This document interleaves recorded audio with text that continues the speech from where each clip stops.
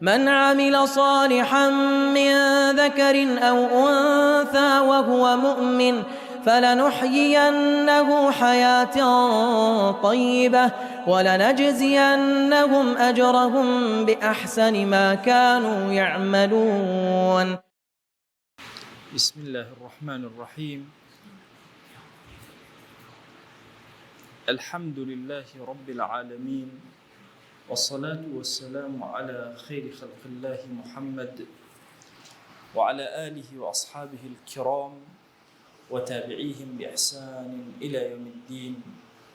ربنا أرنا الحق حقا وارزقنا اتباعه، وأرنا الباطل باطلا وارزقنا اجتنابه.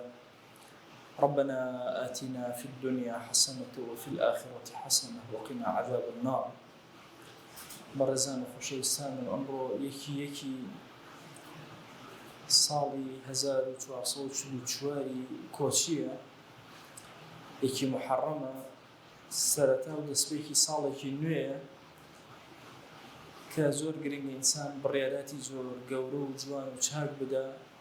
بۆ ئەو ساڵێکەوە یەتە پێشی کە ساڵی قەمەری و هیجریە، بزانێت چی ئەکا، چۆن خوا جەل جەلالوهو لە خۆی ڕازی ئەکا. و ئەم وانەیە کۆتاوانەی ئەم بابەتی کتاب و ئەدەب الدنیا والدین ئیمامی ماوەردیە. دیارە ئیمامی ماوەردی فەرمووی ئەو شتێک کە حاڵی ئینسانی پێ باشە بێ، یا نەفسێکی موطیعە کە گوێڕایەڵی بکە، نەفسی خۆی هەمیشە گوێڕایەڵی بێ، یان ئەو پەیوەندی و خۆشەویستیە کە لەگەڵ دەوروبەری دروستی ئەکا کە هێمنی ئەکاتەوە، سازی ئەکا، یا ئەوەندە مادەی هەبێ کە محتاجی خەڵک نەبێ و ژیانی پێ بەس بڕواتە سپێشەوە، المادە الکافیە، ئەبێتە مایەی سازی ئینسان لە ژیانە. ئێمە لە باسی ئولفەی جامیعەیە چەند شتێکمان باس کرد بە ئەوانەی کە پەیوەندی لەگەڵ ئینسانەکانە دروست ئەبێ. وتومانە دین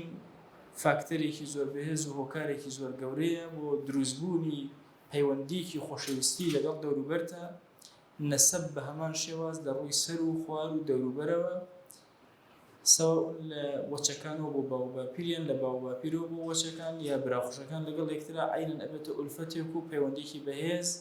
هەروەها ژن و ژنخوازی و مساهەرە ئەبێتە پەیوەندێکی بەهێز و خۆشەویستی بڵاو ئەبێتەوە.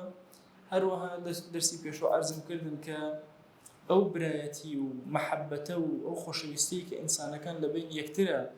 بڵاوی ئەکەنەوە، با ئەمانە نەسەب و مساهەرە و ئەم شتانە لە بینیانان نەبێ، حتى دینیش هەندێجار لە بینیانان نییە. چون جاری وایە کەسێک دۆستێکیە، دۆستەکەی موسڵمان نییە. هەموو ئەمانە ئەبنە سەبەبی ئەوەی کە حاڵی ئینسان، ژیانی ئینسان زۆر ساز بێ. ئەمڕۆ لە خزمەتانە کۆتا خاڵ باسەکەم کە ئەبێتە مایەی خۆشەویستی و مەحەبەت و دروستبوونی پەیوەندی لە بینی مرۆڤایەتیە، بریتێ لە بیر و چاکەکاری. چۆن دینداری ئینسان پەیوەندی بۆ دروست ئەبێ، نەسەب پەیوەندی بۆ دروست ئەبێ، مساهەرە و ژن و ژنخوازی پەیوەندی بۆ دروست ئەبێ، چاکەکاریش پەیوەندی لە نێوان ئینسانەکانە زۆر بەهێزەکە. پێنجەمین دانە لە ئەسبابەکانی ئولفەت و مەحەبەت و خۆشەویستی بریتێ لە بیر و چاکەکاری. ئەفەرمێ کۆمەڵی لوتفی زۆر جوان، عەطف و حەنان لە بینی دڵەکانە دروست ئەکا. بۆیە خوا جەل جەلالوهو لە قورئانە فەرموویەتی وتەعاونوا عەلى البر والتەقوى. تەقوا مەسەلەی ئەو پەیوەندیەیە کە ئینسان ڕەزامەندی خۆی پێ بەدەست ئەهێنێ، بەڵام بر ڕەزامەندی عەبدەکانی پێ بەدەست ئەهێنێ. بۆیە بەشێک لەو شتانەی کە یا بەڵام خاڵێکی بەهێز لەوانەی کە پەیوەندی ئینسانەکان بەهێز ئەکا، بریتێ لەو چاکەکاریە کە ئینسانەکان لەگەڵ یەکترا جێبەجێ ئەکەن. هەمیشە دوو ڕەزامەندی زۆر گەورەیە. پرسیاریان کرد لە ئیمامی ڕافعی صاحبی وحی القەلەم، وتیان فەلسەفەی دینمان بۆ کورت کەرەوە، فەرمووی بریتێ لە تەعامل، تۆ چۆن لەگەڵ خۆیان مامەڵە ئەەکەی، چۆن لەگەڵ عەبدەکانی خۆیان مامەڵە یان مەخلوقاتی خۆیان مامەڵە ئەەکەی. بە بیر و چاکەکاری بەشی دووەمی ئیمانت تەکمیلە ئەبێ. چۆن پەیوەندی لەگەڵ خۆیان بەهێز ئەەکەی، ئاواژە بێ پەیوەندی لەگەڵ عەبدەکانی خۆیان بەهێزکەی، بەهۆی ئەو بەخشندەیی کە ئەیکەی، بەهۆی ئەو چاکەکاری ئەیکەی. خۆشەویستمان صلی الله عليه و آله وسلم لە ڕیوایەتێکە کە ابن مسعود بمان أجرته فرمويتي جبلت القلوب على حب من أحسن إليها. دڵەکان لەسەر ئەمە ڕامبوون، هەر کەس چاکەیان لەگەڵا بکە خۆشیان ئەوێ. لەسەر ئەمە، لەسەر خۆشەویستی ئەو کەسێک کە چاکەیان لەگەڵا ئەکا، لەسەر ڕق لەگەڵ ئەو کەسێک کە خراپیان لەگەڵاکە ئەمە شتێکی بڕاوەیە لە دڵی ئینسانەکانە. حکایەت کراوە کە داود عليه السلام یەکێک لەو کەلیماتانەی کە وحی بۆی هاتووە ذەکر عیبادی ئیحسانی ئیلەیهم لیحبونی، ئەی داود بە عەبدەکانم بڵێ و بیریان خەرەوە من چەند چاکەکاریم لەگەڵا کردوون. خوا جەل جەلالوهو ئەفەرمێ چونکە ئەگەر ئەمەیان بیر کەوتەوە منیان خۆشەوێ. چاکاری خوا لە بیری ئینسانە بێ خودای خۆش ئەوێ و ئینسانەکان ئەو کەسیان خۆش ناوێ ئیلا مەگەر چاکەی لەگەڵا کردبن. بۆیە دائما یەکێک لە صیفاتە باریزەکانی ئینسانی موسڵمان بۆ ئەوی حاڵی باش بێ، دنیای ساز بێ، ئەوەی چاکەکار بێ لەگەڵ خەڵکە. کاڵێن لەگەڵ خەڵکە یان لەگەڵ خەڵقی خۆیە دروستکراوەکانی خۆیان بەسمان تەنها وەنێ چاکەکاربی لەگەڵ موسڵمانە، چاکاری لەگەڵ موسڵمانە، لەگەڵ کافرە، لەگەڵ ئاژەڵانە، حتا لەگەڵ دار و درەختە. أبو حسن هاشمي أفرمي الناس كلهم عيال الله تحت ظلاله. همو إنسان كان بيانوتي عيال الله كأنما أمان أهل إخوان جل جلاله لسر زويا، فأحبهم طرا إليه أبرهم من عياله. كيلا لا إخوة زور خوشي بسترا أو كسيك زور شاكا كار زياتر لقل عبد كان إخوة ولقل عيال إخوة. إما دو جور برمان هي بركمان هي بيوتي الصلة بركمان هي بيوتي معروف. أفرمي فأما الصلة فهي التبرع ببذل المال في الجهات المحمودة لغير عوض مطلوب. بريتي الصلة لويك إنسان أويك هيتي بذل مالك أبخشي لهر رجاء كزاني أو رجاء باشا ببيت طلبي أويك داوي عوض وباداش تبكى نخير. أما وايليك سخاوتي نفسي أبي طبعا مسألة سخاوت صفتي زور قوري لإنسانة لفرماشتك أفرمي السخي قريب من الله. أو كسيك سخاوتي هي زور نزيك الأخوة عز وجل، قريب من الجنة نزيك لبهشتيش، قريب من الناس نزيك لخلقي شو. واتا أو كسيك سخية الأخوة ولبهشت لخلق ونزيك شو. أو كسيك سخية شاكا أكا لقى الخلق وايليك خلق جورك لخوشي ويستيو محبتي عن بوي أبي. حاتمي كوري طي يكيقول زور الدولة من دكا وزور السخية كان زور كريم بو مسلمان نبو. عدي كوري إيماني هنا بو بيغمري خواه صلى الله عليه وآله وسلم جارك فرموه عدي خواهي قورا باوك أقر چي إيماني شين نهينا بلام لبر أو السخاوة وكرم قوري أكل لغا خلقه أو اند بياوتي أكل عذابي لسر كم كردو. فرموه رفع الله عن أبيك العذاب الشديد لسخائه لبر خاتي السخاوتكي ويقول زورك لعذاب بشدة كاين لسر كم كردو. بخيل زور مشكلة يعني مسألة بخل يكي كلو صفتاني كرزيلي وتنها خوبيني جواندان بإنسان كان لروي كإمالين بخل ما بس من أولية تنها لروي مادة إنسان بران بركاني بذل نكات وبيان عطانك أنا والله جاري وهي أو كسيك بخيلة لها مر كان جاري وهي بخيلة لعلمه علمي شيء ناي بخشيت بخيل للتجربة سوء الأزاني أو كسو كاسبي بكا زرر كابينال شو بخيلة بيناو ومرجني بخيل يا ربي لروي مادة وبي سوء الأزاني أم كسبو بو شواز الصعيب كأكيد بينال لا بقى أو كبكي باشا بخيل مثلا بخالت خطري كي زور قوري لسر الإنسان بويا حتشني سخاوتي هبي أم كسا زياتر برزبته والله يا رب العالمين أفرمي همو بيانيك همو إيواريكيش كاتك خور هالديا خور آوا أبي دو ملائكة هواركن اللهم أعطي منفقا خلفا. خواهيجان هركز بخشي جيكي وبركروا منفق خلف هر أونا بخشي جيكي بركروا وأعطي ممسكا تلفا أو كسشك دسي بيو قلتو تنقرتي وني بخشي خواهيجان بزايب دمالكي بعين ملائكة جيرا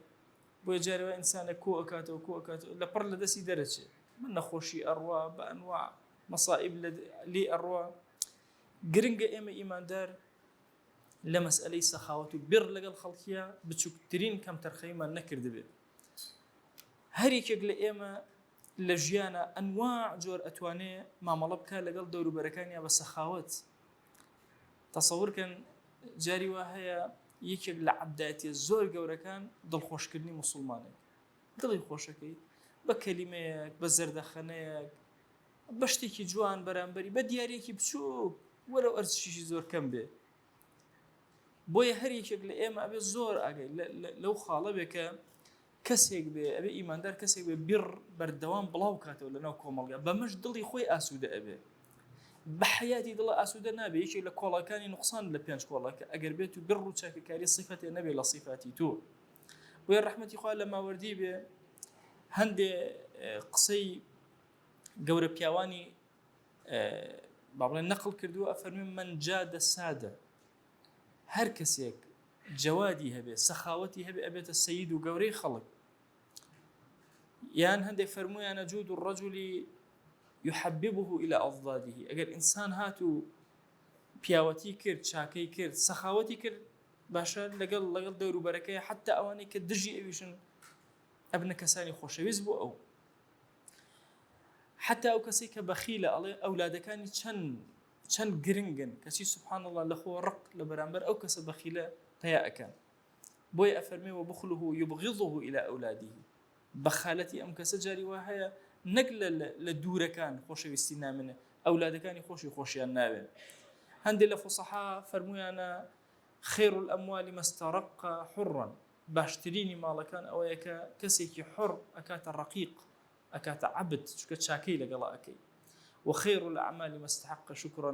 باشترینی کردەوەکانیش ئەوەیە کە جێگەی سوپاس بێ کە ئینسان جێبەجێ کردووە ئایا سەخاوەت هەموو شتێکی خۆت بەخشین جا کاتە سەخاوەت یا حد و حدود و سنوورێکی هەیە لەما فەرمون حد و حدود و سنووری هەیە سەخاوەت ئەوە نیە ئینسان تەواوی دەسی بکاتەوە هیچ شتێکی بەلای خۆی نەیەڵا بێ سنوورێک هەیە ئینسان لەم سنوورە ببەخشێ بە کەسێکی سەخی حساب بکرێ زادی زیادەی ماڵی خۆی ئەبەخشێ و هەندێک جار لەوە چێ پێویستکە لە حاجە و ضروریاتی خۆشی ببەخشێ بچێتە بابی ئیثارەوە زۆر بەهێزترە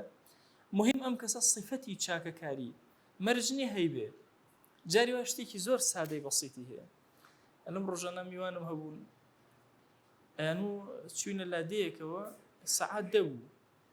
ئێمەش خۆمان بۆ خۆمان نەتوونیمان بوو نەبرسیمان بوو ئەی پیاوێکمان لێ تایەن بووتی ئیلا هەبێ بچینە ماڵی خۆمان ئەی کە چوین سێرەکەن زۆر فەقیرن ئەم ماڵە ئەی بە پەلە چایان هێنا و تۆزە نانیان هێنا و تۆزێ ماس حرەبێ بیخۆن ئەوی ئەمە ئەوەشمان و برسیشمان نەبوو هەر بە زۆر نان و ماسەکەیان پێ خواردین ئەوی سێری سەخاوەتی ئەم کەسەمانە کرد بەم فەقیری و نەداری خۆی بە نان و ماسێک یە بەرامبەرەکەی ڕازی ئەکا و قایلەکە ئەم پێوتە صفەتی سەخاوەت کە حەز ئەکا ئەوەی هەیەتی بیبەخشێ ئێمە هەندێک جار لە مەسەلەی میوانە بار لە خۆمان وا قورسەکەین دوای میوانداریمان پێ ناکرێت یعنی ئەڵێن نابێت چۆنە بێ دوو جۆر گۆشتەر حازر بێ دوو جۆر برنج حازر بێ نازانم سێ جۆر لە حازر بێ چی حازر بێ وای ئەها جار بەجار شانی خۆت قورسەکە سادە لەگەڵ میوانەکە شتا مامەڵەکەی مهم تۆ سەخاوەت ئەوەی لە کاتی مەواقیفە ئینسان دەرئەکەوێت سەخیە یان نە کەسێک لێی قەوماوە کەسێک توانایی نییە کەسێک ئەبێ ئەم کەسە سەخیە زۆر ئازایانە لەو کاتانە ئەسپی خۆی تاو بدە بیر لەگەڵ خەڵکە زۆر گەورەیە یعنی بیرکەرەوە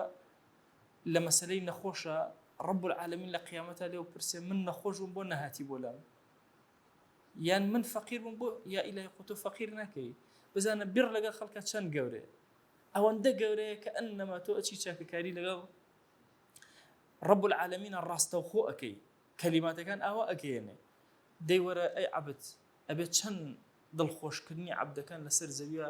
چه سڕوڕێ بدا بەوان و چه سڕوڕێ بدا بە تۆ لە لای خۆمان کەمتر ئەم جۆرە مامەڵانە هەن وجودیان هەیە بڕواکەن لەناو عەرەبە جاری وایە کەسێک دەوڵەمەندیشە مەسەلەن مصیبەتی بەسەریات چەندین کەسی دەوڵەمەندی ترین ئەسونا هاوکاریەکە هیچ پێویستیشی بەوە نییە وەزعی زۆر باش نە ئەم جۆرە ئیحسانە لە بین یەکترا ئەو بابەتە کۆمەڵایەتیە بەهێز ئەکا وەوا ئەکا حاڵی ئینسان ساز بێ غەمی نەبێ دۆستانێکی هەن کە زۆر بە چاکی بە دەوریەوە دێن و خزمەتی ئەکەن مەسئلەی ئەو کەسەی کە سەخیە هەر شتێکت لێ خوارد ئەبێتە دەوا ئەفەرمێ لە ڕێوایەتێکە هاتووە فەرموویەتی طعام الجەوادی دەواء ئەو کەسەی کە سەخیە هەر شتێ لە ماڵەکەیە بخۆی ئەبێتە خێر و بەرەکەت بۆ تۆ ئەبێتە دەوا ئەبێتە شیفا بۆ تۆ وطعام البخيل داء بەڵام ئەو کەسێکەوە بەخیلە هەر شتێکی خۆی بێتە نەخۆشی لە تۆیە ئەبێ ئەگەر لێبێ هەندێک لە حوکەما فەرموویانە ئەو کەسێک کە بەخیلە جلی فەقیری لەبەر کردووە با خۆشی دەوڵەمەند بێت ئیتر هەر بە فەقیر حسابە لەسەر زەویە و ئەو کەسێکەوە بەخیلە نعمەتەکەی خۆی حرەسیات ئەکات و خەزنی ئەکات و تەرتیبی ئەکا بۆ دوای خۆی ئەیدا بە وەڕسەکانی و پێشکەشی ئەکا بەوان زۆر فەرمایش هاتووە کە باسی زەمی بەخیلی ئەکا و فەزلی سەخاوەت و گەورەی باس ئەکا گرنگ ئەوەیە ئێمە کارێک لە کارەکانمان بریتی بێ لەوەی لە ژیانە بۆی حاڵی خۆمان ساز بێ بریتیوە لە بەخشندەیی لە مەسائلی بەخشندەیە ئینسان وا تەسەور نەکا کە شتێکی بەخشی لێ کەم ئەبێتەوە هەر یەکێک لە ئێمە ئەبێ ڕێژەیەک لە داهاتی خۆی دانایەوە بەخشندەیی وەلەو کەمیش بێ ڕێژەکە وا تەسەور نەکە ئەم پارە کۆکەیتەوە ئیتر ئەمە فریاتەکەوێ نا کەمێک لەو پارە و داهاتەی کە هەتە داینەوە بەخشندەیی کەمێک لە پارە و داهاتەکەی کە هەتە داینێ بۆ خەزمکردن لە ڕێواتێکە باسی هاوڵانەکە ئەفەرمێ هیچ هاوڵێک نەبوو لە هاوڵەکانی پێغەمبەر صلی الله عليه و آله وسلم إلا خەزم کراوی هەبوو بای ئەوەی کە ساڵێک ژیانی بەڕێوە بەرێ واتە بۆ مەسائب و چکە عەتا لە ئومەتی ئیسلامیە مەعاش مانگانە نییە ساڵانە لە جل و بەرگ و پۆشاک و خواردن و هەرچی شتە حتا ئێستا مەسەڵەن ماڵێن بایعی لە زمانی ئیمام عوسمانە دامەزرێن لە سەرەتاک حتا جل و بەرگی جەهات بۆ خەڵک حتا زەیتی ناو سراکانی جەهات بۆ خەڵک کۆکو باڵێن بەرمیلی نەوتەکەی ئەمڕۆ هەمووی لە زمانی ئیمام عوسمانە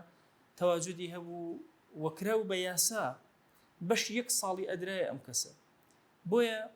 بەشی خۆت هەڵگرە بەشی بەخشندەی دانێ بەشی خواردنت دانێ بەشی میوانت دانێ بەشی سەدەقەت هەمووی تەوزیعاتێک لە کاروباری خۆتا بکە نەبچیتە بابی ئیسرافەوە ئەوەندە دەست کرد بێتەوە نەبچیتە بابی بەخیلەوە دەست نوقان بێ ئینسانی ئیماندار لەم وەسەتە بە پێی حەجمی خۆی بە پێی توانای خۆی ئەبەخشێ طبعا لە فەرمایشتێک ئەفەرمێ ما عالە من اقتصد هەر کەسێ تۆزێ اقتصادی بکە قەت فەقیر ناکەوێت بۆیە دائما ئەبێ تۆزێ لە اقتصاد تۆزێ لە دەستگرتنەوەمان هەبێ لەگەڵ ئەوەشە ئەینە سەخاوەت و هەموو ئەو بارەمای واتە ئیمام ماوەردی پێمان بڵێ کەسێکی سەخی بە دەستکراوە بە ببەخشە بەم بێ ڕووچاکەکاریە زۆر شتە دەستگیر ئەبێ لە عینی کاتیشە هوشیار بە ئەم بەخشندەیەوە هەر لێ نەکە هیچ بۆ خۆت نەیەڵیتەوە ناوەڵا بڕێکیش اقتصاد کە بڕێکیش کۆکەرەوە ئەو اقتصادە ئەو کۆکردنەوەت بۆ مەصاریف و بۆ حیاتی خۆت ئەو شەر خۆی بۆ خۆی بەشێکە لە عیبادەت و لە بەشێکە لە چاکەکاری ئینسان دائما ئینسان بە شتێک ئەگاتە پلەیەکی وا بەرز دوو خەسڵەت هەیە ئەیگەێنتە پلەیەکی وا بەرز کە لە گەورەی و لە پیاوەتی و شەهامەتی ئیتر لێی کەم نابێتەوە یەکەم زۆر نفسی بەرز بێ بەرامبەر بە ماڵی خەڵک نفسێتی بچووک نەبێ ئینسانی ئیماندار طبعا ئەو کەسە قەت تووشی سرور نابێ ئەگەر بێت و نفسێتی بچووک بێ دائما چاوی لە ماڵی خەڵک بێ چاوی لە دەستی خەڵک بێ چاوی لە نعمەتی خەڵک بێ قەت تێر نابێ ئەو کەس دائما بە بچووکی و بە غەمباری ئەمێنێتەوە نا ئەفەرمێ دائما عیفەتت هەبێ زۆر بە گەورەتر سەیری خۆت کە لە ئاستی ماڵی خەڵکەوە یەک دوو والتجاوز عنهم هەمیشە ئەگەر خەڵکێک هات هەڵەی بەرامبەر کردی لە پارە و سەر و سامانە حەقی کەوتە لای تۆ یان پارەی شتێکی تۆ لە ئەو نەیدایتەوە شتێک لەو بابەتەوە والتجاوز عنهم عەفوی کە لە پێناوی خۆیە ئەمە بارێکی دەرونی تۆ ئاسان ئەکات هێمنت ئەکاتەوە هادیئت ئەکاتەوە بۆیە هەمیشە چاوی ئەو کەسانەی کە کەریمن لە عەتایە ئارام ئەگرنەوە کە ئەبەخشن ئارامە بنەوە ئەو کەسانەی کە بەخیلن کە نابەخشن وا تەسەوور ئەکەن کە ئیتر ئاسوودەی ڕووی تێکردون بەڵام دڵنیا بن لەوە کە ئاسوودەی ڕوو ناکاتە ئەوانە هەمیشە ئینسان لەو بەخشندەی و لەو کەڕەمیە لەو خۆگرتنەوە لە ماڵی خەڵکە ئارامێکی زۆر گەورە ڕووی تێ ئەکات لەگەڵ ئەوان ماڵی خۆی ئەبەخشێ کەریمە نفسیشی زۆر بەرزە لە بەرامبەر ماڵی خەڵکە کەسێک هەیە بڵێن بۆ نمونە بە زمانی ئەمڕۆ 100 دەفتەری هەیە بلۆکێکی هەیە تەمەنا ئەکە خۆی 1000 بلۆکی بدەێت با زیاتری هەبێ قەت تەمەنایەوە ناکە لەو کەم بێتەوە طبیعەتی کەسی سەخی ئەو کەسێک کە بڕە بەرامبەر بە خەڵک چاکەکار لەگەڵ خەڵکە طبیعەتێک نییە بێ دەست بەرێ بۆ هەچی ئەموالی خەڵکە و ماڵ و سەر و سامانی خەڵکە و دڵی لە لای ماڵی خەڵک بێ نا زۆر بە بەرزتر لەمە مامەڵە ئەکا زۆر بە بەرزتر لەمە کەسایەتی خۆی حساب بۆ ئەکا بۆیە عەزیزانم مەسائلی کردنەوەی دەسەکان لە بەرامبەری مەخلوقاتە زۆر گەورەیە. لە ڕووی مادەوە ئەوە بەشێکە، لە ڕووی کردەوە بەشێکە. کردەوەکانی تۆ کردەوەی عەتائی بن. زۆر کات ئینسان بەڕێگایەکە ئەڕوا هەم فەرمایشتە ئەفەرمێ بەشێک لە ئیمان، بەشێک لە عەقیدەی تۆ ئیماطة الأذى عن الطريق. ئەزانی ئەم ڕێگایە شتێکی تێیە، دڕکێکی تێیە، ناڕەحەتی بەردێکی تێیە، یان بزمارێکی تێیە، سیارەی لێوە تێپەڕێ مەسەن تایەکەی ئەتەقێ. یەت ئەم کەسە هەڵی ئەگرێتەوە. بیر ڕووچاکەیەکی کردو لەگەڵ کەسێکە ئەو خۆی نازانێ، ئەم لە بەرخاتی خوا جێبەجێ کردو. ڕێگایەکی پاک کردوتەوە، ڕێگایەکی تەخت کردووە.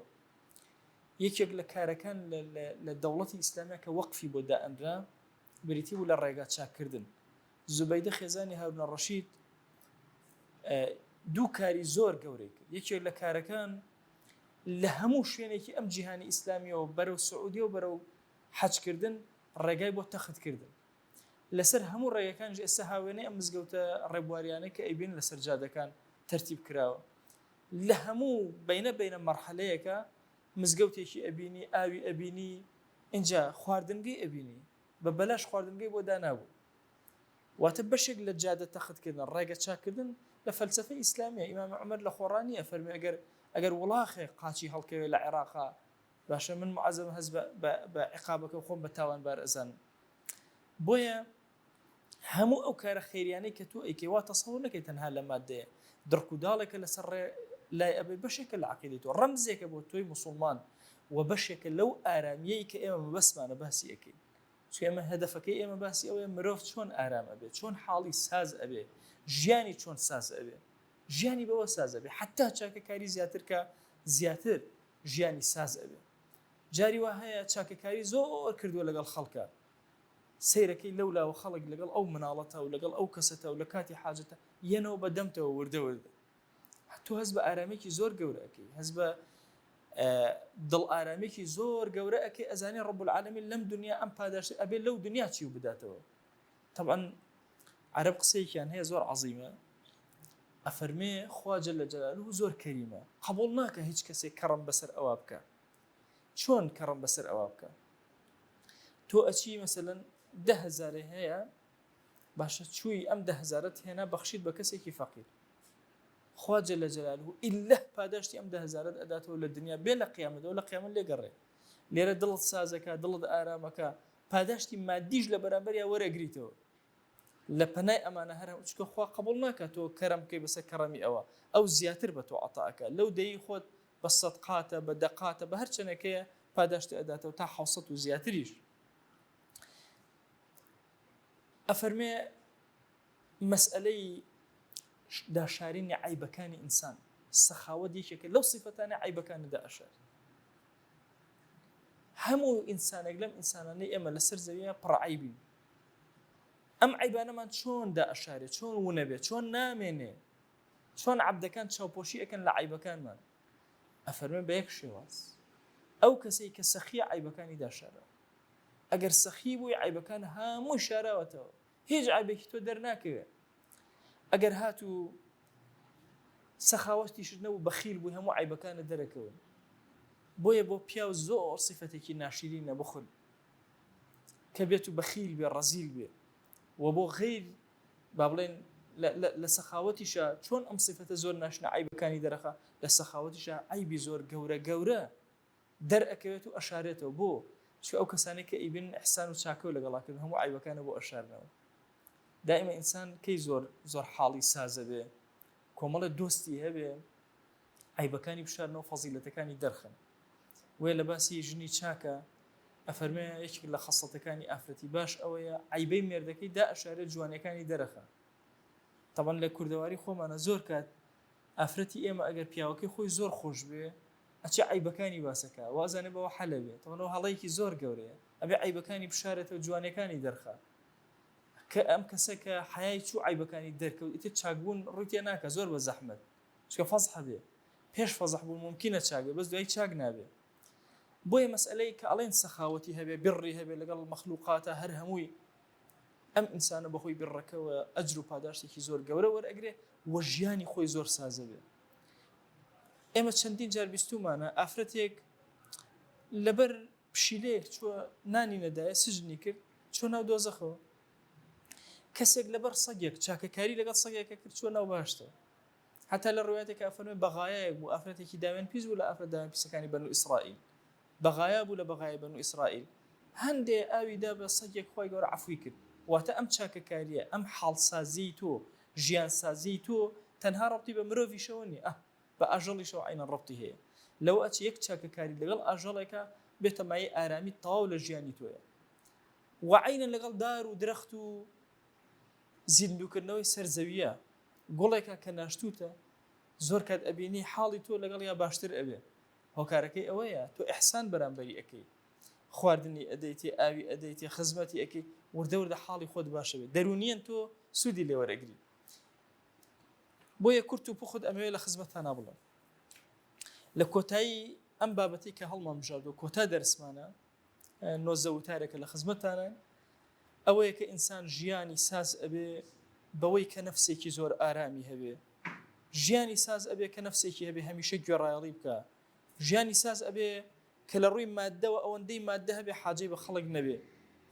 لە ڕووی ئولفەت و خۆشەویستی و مەحەبەتەوە ژیانی ساز ئەبێ ئەم ئولفەتەی دەست ناکەوێ بە دین نەبێ ئەبێ بڕوە لە هەتا دینداری زیاتر کە خۆشەویستی زیاتری لە دینا بۆ دروست ئەبن لە نەسەبە لە باو باپیر و لە وەچەکانی خۆیە لە هەردوو تەرەفی بەرزی و نزمیەوە سەر و خوارەوە جۆرێک لە ئولفەت و مەحەبەت دروست ئەبێ جاری وا هەیە کەسێک هەموو ئازارەکانی ژیانی ببینینی وەچەکەی خۆی لە بیر ئەکا یان ببینین دایک و باوکی لە بیری ئەکا اینجا یا ببینینی براو خوشەکان جاری وا هەیە یەکتر ئەبینن هەموو ئازارەکانیان لە کۆڵ ئەکەوێ بۆیەش وا باشە ئینسان لە سەرە مەرگە خۆشەویستانی بە دەوری کۆ بنەوە کێ زۆر لای خۆشەویستە ئەو کەسە تەڵقینی بکە بە لا ئیلاهە ئیلڵڵاه چکە بە گوێیەکە لەوە چێ ڕقی لە کەسێ بێ ئیش بڵێ لا ئیلاهە ئیلڵڵاه لە داخڵ نە لا ئیلاهە ئیلڵڵاه ڕقی لێتی بەڵام ئەگەر کەسێک بێت مەسەلەن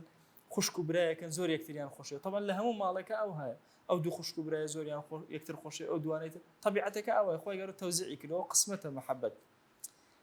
عینەن بەهۆی خوشک و براکانە ئەو مەحەبەتە دروست ئەبێ سێرەکەی جاری وایە خوشکێک یا برایەک ئازارێکی زۆر گەورەی هەیە کەسێک سەردانی ئەکا لە خۆشەویستەکانی لە برای لە خوشکی ئازارەکەی هەستەکە کەمەک ئەوەندە دەرونی مرتاحە بێ ئەوەندە ئاسوودە ئەبێ اینجا لە بە مساهرە و ژن و ژنخوازی زۆر کە مساهرە و ژن و ژنخوازی بابەتێکە زۆر بەهێز بۆ ئەو مەحەبەت و خۆشەویستیە مؤاخات وەرە برایەتی و مەحەبەت لەبەر خاتی خوا لە بینی ئینسانەکانە ئەزانی چەند حاڵی ئینسان خۆشەکە اینجا بڕ و چاکەکاری مەترسە لە چاکەکاری بیکە و لێی گەڕێ لەوە چێت تو ئەم لەحظە چاکاری لەگەڵ ئەم کەساکەی ئەم لەحظەی گیانی کێشێ کۆتایی پێ ئەو کەسە بەڵام ئەو چاکەی ئەمێنێتەوە لەسەر زەویە تۆ ئارام ئەکاتەوە ئێمە زۆر کات دەبین لەو تەلەڤیزیۆن و ئەوانە هەندێک کەناڵ ئەبین کە خەڵکی فەقیر هەژار پیشان ئەدا بە بێ ئێرادەی خۆمان گریانمەند کۆمەڵە دۆستی زۆرم بینی ڤیدۆیەکم بۆ ناردبوون هیچ شێتێک کۆمەڵە گەنجی جوان بەخشەرانی ڕێی خودا ئەچن ئەی شۆن بۆ هەر کامێکم ئەنار ئەی وەڵی تێر گریاوم بەسەریە باشە بۆ چونکە هەز بە ئینسانیت ئەکا لەو کاتە شعور بەمە ئەکا بەخشەرەکان خۆیان جارێک بینی من ئەیانوو مەوەسا خۆشترین کاتەکانی ژیانمان ئەو کاتەیە کە شێتێک ئەشوین هەز بە ئارامێکی زۆر گەورە ئەەکەین بۆ چکەوە بڕ و چاکەیە خۆ ئەو شێتە هەستی پێ ناکە بەڵام ئەمان هەز بەم چێژە گەورە ئەەکەن ئێمەش هەدەفەکە ئەوەیە ژیانی هەر یەکێک لە تاکێکی ئێمە چۆن ساز ئەبێ بەهۆی ئەمانەوە ساز ئەبێ بەتایبەتی دەرسی ئەمڕۆمان کە چاکەکاریە ئەبێ خەسڵەتێکی زۆر گەورە بێ لە ئێمە لعل رب العالمین دەرگاکانی خێر بەسەرمانە ئەکاتەوە حاڵ و ژیان و دنیا و ئاخرەتمان هەمووی ساز ئەکات خوای گیان ئێمە زەمانێکە لەگەڵ ئەم دۆستانە ئیلاهی لە خزمەتی ئەم کەلیماتە گەورانەی ئیمامی ماوەردیین داوات لێ ئەەکەین بە ناوی جوانت بە صیفەتی بەرزە بە ئیسمی عەظەمت دەرسەکانمان لێ قبوڵکە یا رب العالمین خوای گیان لە گوناهی ئێمە حاضرین و هەموو ئەوانەی متابعی دەرسەکانمان ئەەکەن خوای لە گوناهی هەر هەمویان ببورە یا رب العالمین خوای داوات لێ ئەەکەین گوناهی بە ئاشکرا کردومانە عەفومان گوناهی بە پەنهان کردومانە عەفومان گوناهێ نەمان زانی کردمان عەفومان کە گوناهێ زانیمان و بێئەدەب بوون لە حوزوری تۆیە یا ئیلاهی عەفومان کە گوناهێ لەمەوە پێش کردومانە یا ئیلاهی عەفومان کە گوناهێ لەمەوە دوائیکەین و فریای تەوبە ناکەوین عەفومان کە إلهي داوان لأكن ما جرى لو عبداني كخود لين رازيت لمن رازي يا أرحم الراحمين. يا إلهي عفو كرم ومرحمتي خود بسر ما نادى ببارنا إما زانيمان يا إلهي كتو يكيك لنا وكانت كريمة ديا إلهي هانا من بكرمي تو هنا وبكرمي خود عفو منك بخوا پروردگارا اگر چی ئێمە گوناهمان بەرز کردێتەوە هیچ کاتێک نەبووە گوناهەکانمان بە بێئەدەبی بەرزکەینەوە بەخوا ئیلاهی لە دڵا تۆمان زۆر خۆشویستووە ئەوە شەیطانە زاڵ بۆ بەسەرمانە ئەو هەوا و نەفس و ئارەزوومانە هەڵەی پێکردوین دەیا ئیلاهی یا کەریم هانەمان هێناوە بۆ لای تۆ عەفومان کە یا رب العالمین. یا ئیلاهی ئێمە لە دەستپێکی ساڵێکی نوێیان ڕەحمەت بەزەیی کەڕەمی خۆت بەسەرمانە ببارێنە عفو و عافیەتی خۆت بەسەرمانە ببارێنە ئیمانمان سەلامەت کە یا رب العالمین. خوای ئەم ساڵەمان بکەرە باشترین ساڵەکانی ژیانمان لە تاعەتمانە لە عەبدایەتیمانە لە لەشساغیمانە لە نیعمەتە جوانەکان کە پێت داوین یا ئیلاهی بکەرە باشترین ساڵەکانی ڕزقمان یا رب العالمین. دەرگاکانی خێر بەسەرمانە بکەرەوە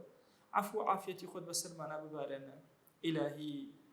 بەخوا ئێمە دەروازەیەک و دەرگایەکمان نییە تەقەی لێ بدەین تەنها دەرگای تۆ نەبێ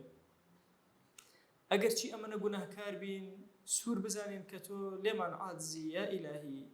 بەخوا بەردەم دەرگاکەی تۆ بەرنادەین قەسەم بەزاتت لە حوزوری تۆیە ماندوو نابین لە دوعاکانمان هەمویان بەرزەکەینەوە بۆ تۆ یا ئیلاهی هەر کەسەمان گرفتێکی وە چارەسەرکە ئەومان بێ حاڵ و ماڵە ماڵداریکە ئەومان بێ مناڵە مناڵی پێعەتاکە ئەومان بە مناڵە مناڵی ساڵحکە یا ئیلاهی ئەومان قەرزارە قەرزی سەرشانی سووکە ئەومان نەخۆشە شیفای بۆ بنێرە یا ئیلاهی ئەو نەخۆشیانەی کە ئەی زانین کە نایزانین لە لاشەمانە لە جەستەمانە لە ڕۆحمانە لە نەفسمانە لە معنامانە لە مادەمانە یا ئیلاهی تۆ خۆت شیفامان بۆ بنێرە یا رب العالمین. ئەگەر کەم ڕزقن ڕزق حەڵاڵمان زیادکە یا ئیلاهی ئەگەر دڵمان نا ئارامە دڵمان ئارامکە ئەگەر ژیانمان نا ئارامە ژیانمان ساسکە یا ئیلاهی هانامان هێناوەتە بەردەم دیوانی تۆ بەخوا ئیلاهی ئەم عەزیزانەی کە لەگەڵمانان لەم دەرسانە پەروەردگارە ئەمانە ئەم سەرە بەرزە جوانیان نەوی ناکەن ئیلا لە سوجدەیان نەبێ و لە حوزوری تۆیان نەبێ پشتی ڕێکیان نەوی ناکەن ئیلا لە ڕکوع و لە حوزوری بەقام و بارەگای تۆیان نەبێ ئەمانە دەستی زەلیلی دوعا بەرز ناکەنەوە تەنها لە حوزوری تۆیان نەبێ دەیا ئیلاهی تۆی کەریم دوعاکانمان قبوڵکە بە حورمەتی ئەو پیرانەی کە مۆکانیان سیوی بووە و یا ئیلاهی شەرم ئەەکەی لە گێڕانەوەی دەستیان تو گەورەی خۆت دوعاکانمان قبوڵکە بە حورمەتی ئەو گەنجەتەوە بەکارانە یا ئیلاهی کە لە نێوان نەفسی لە وامەی خۆیانە لە جەنگێک و جیهادێکی زۆر گەوران دوعاکانمان قبوڵکە بە حورمەتی ئەو مناڵە بێگوناهانەی لەگەڵمانان یا ئیلاهی تەواوی دوعاکانمان قبوڵکە یا رب العالمین. وەرمان گرە لای خۆت یا رب العالمین. بەخوا ئیلاهی دەرەقەتی نەفسی خۆمان ناین دەرەقەتی شەیطان ناین دەرەقەتی ئەم وەزع ناین ئیلا بە تۆ نەبێ وا خۆمان تەسلیمی تۆ کرد یا رب العالمین. هۆ ئیلاهی قەت سپاردە لای تۆ زایە نەبووە زایەمان مەکە یا رب العالمین. لەم کاروانی خواناسیە گەشەمان پێ بدە یا ئەکرەم الئەکرەمین. خوای گیان هانامان هێناوەتە بەردەم دیوانی تۆ ئەمانەوێ بە دڵ بە ڕۆح صلاة و سلام بۆ دیداری پێغەمبەر بنێرین صلی الله عليه وسلم. دەیا ئیلاهی صلاة و سلامی دڵی ئێمە خۆشەویستی و مەحەبەتی دڵی ئێمە بێئۆقرەیی دڵی ئێمە مشتاقی دڵی ئێمە بگەێنە پێغەمبەری خوا صلی الله عليه وسلم یەک ناومان لە خزمەتیا بێنە. ئەگەر چی ئێمە شایستەی دیداری جوانی ئەو نەبین ئەگەر چی دڵمان شایستەی ڕەحم و بەزەیی ئەو نەبێ یا ئیلاهی هانا بە کەڕەمی تۆ ئەهێنین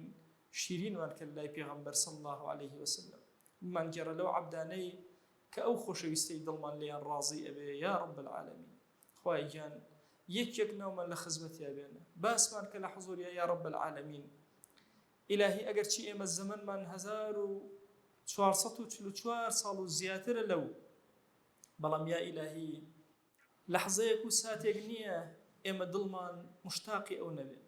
ئەگەر چی غەفڵەتی زۆرمان بۆ بێنێ و لە سنەتی ئەو دوورکەوینەوە بەخوا پەروەردگارە هەموو کات بەو پەڕی مەحەبەتەوە بۆ پەڕی ڕۆحەوە یا ئیلاهی ئەمانەوە و دیداری ئەو چاوەڕێن و ئەمانەوە پێی شاد بین تو گەورەی خۆت لەم دنیا شادمان کە بە دیداری ئەو لە قیامەتە سەرمان بەرزکە لە حوزوری ئەو لەژێر سێبەری ئاڵای ئەوە حەشرمان کە بە ئومەتی ئەو قبوڵمان کە بمان گێڕە لەو عەبدانەی کە لە ساحەی مەحشەرە خۆشەویست ئەیان بینێ و دڵی پێیان ئەکرێتەوە. یا ئیلاهی مەمان گێڕە لەو عەبدانەی کە ئەوەندە گوناهیان کردو و ڕەش بوون کە پێغەمبەری خوا صلی الله عليه و آله وسلم پشتیان تێئەکەن. یا ئیلاهی داوات لێ ئەکەین بە کەڕەمی خۆت بە ڕەحمەتی خۆت بە بەزەی خۆت لەو کاتەی ئەم دنیای بەجێهێڵین ڕەحمەت بەسەرمانە ببارێنە، ئارامی بەسەرمانە ببارێنە، کەڕەمی خۆت بەسەرمانە ببارێنە. یا ئیلاهی داوات لێ ئەکەین بە گەورەی خۆت لەو کاتەی لە گۆڕێکی تارە بێحاڵ بێژیان بێکەس بەجێ ئەهێڵەڵێن خوایە ڕەحمەتی خۆت ئەنیسمان بێ. ئەم کەلیماتانە و ئەم وشانەی کەوتومانە وشەی ئەم پیاوە گەورانە ئەو فەرمایشتە جوانانەی پێغەمبەر صلی الله عليه وسلم ئەو ئاەتە شیرینانەی خۆت یا ئیلاهی بیان کەرە ڕەفیقی ناو گۆڕەکانمان یا رب العالمین. بمان گێڕە لەو عەبدانەی لە کاتی زیندوبوونەوە ڕەحم بەسەریانەدا ئەبارێنی، لە کاتی حەشر و حیسابە ڕەحم بەسەریانەدا ئەبارێنی. بە ڕەحمی خۆت بە کەڕەمی خۆت نە بەکردەوەی خۆمان بەرەو بەهەشتمان ڕەوانە ئەکەی یا رب العالمین. خوای گیان ئێمە حاجەمان زۆر زۆرە، زمانمان کولە لە دوعاکانە، ناتوانین بەرزیکەینەوە بۆ لای تۆ و بە زمانی پێغەمبەر صلی الله عليه وسلم هەرچی شتمانە بەرزی ئەکەینەوە هاوارە لێ ئەکەین. خوایە هەر چاکەیە ئەو خۆشەویستەی دڵمان ئەو خۆشەویستەی ڕۆحمان لە هەموو عمریە داوای لێ کردووی. یا ئیلاهی ئێمەی گوناهبار و خەتاباریش داوات لێ ئەکەین و پێمان عەتاک. هەر چاکەیەک یا ئیلاهی هەر خراپەیەک یا ئیلاهی ئەو خۆشەویستەی دڵمان ئەو شیرینەی ڕۆحمان پەنای پێگرتووی ئێمەی خەتاباریش پەنات پێ ئەگرین و پەنامان بدە یا رب العالمین. یا ئیلاهی چۆن لەم دەرسانە ئاوات کۆت کردینەوە تو گەورەی خۆت لە خزمەتی پێغەمبەر صلی الله عليه وسلم لە بەهەشتا کۆمان کردەوە یا رب العالمین. خوای گیان سەڵات و سەلامی ئێمە بگەینە بە هەموو پێغەمبەران، ڕزوانی خۆت ببارێنە بەسەر هەموو هاوڵانە بەبێ جیاوازی. یا ئیلاهی ئەو هاوڵانەی کە ناویان ئەزانین ئەو هاوڵانەی کە ناویان نازانین یا ئیلاهی ڕزا و ڕەحمەتی خۆت بەسەریانە ببارێنە. یا ئیلاهی خۆشەویستی هاوڵان لە دڵمانە زیاتر کە بمان کەرە شوێن کەوتێ ئەو سەلەفە ساڵحەیە و ئومەتە یا رب العالمین. ڕەحمەتی خۆت بەزەی خۆت بەسەر عولەما و ئەولیا و پیا و گەورانی ئەم ئومەتا ببارێنە. یا ئیلاهی داوات لێ ئەکەین بە کەڕەمی خۆت بە ڕەحمەتی خۆت قبوڵمان کە یا ئەکرەم الئەکرەمین. دوعاکانمان وەرگرە، تاعەتەکانمان وەرگرە، سەرمان بەرزکە لەم دنیا و لەو دنیا، حاڵمان سازکە لەم دنیا و لەو دنیا. آمين آمين والحمد لله رب العالمين وصلى الله على سيدنا محمد وعلى آله وصحبه وسلم تسليما كثيرا أبدا إلى يوم الدين. خواهي قول لقناه من يشوء وجبوري، خواهي قول لمن قبولك قادر يا كان خير بسلمان أبكاته.